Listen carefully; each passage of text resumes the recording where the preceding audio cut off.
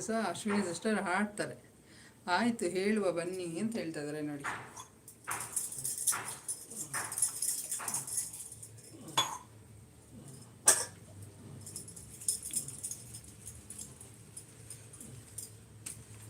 ಬೆಂಡೆಕಾಯಿ ತೊಂಡೆಕಾಯಿ ಸಾಂಗ್.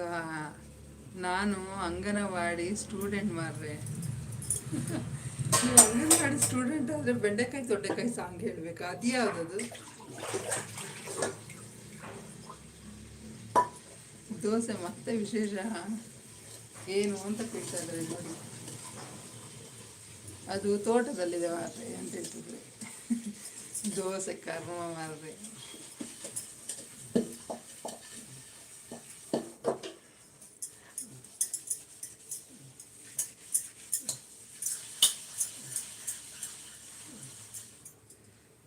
ಅಂಗನವಾಡಿಯಲ್ಲಿದ್ದರೆ ಇದನ್ನು ಹೇಳಬೇಕಾ?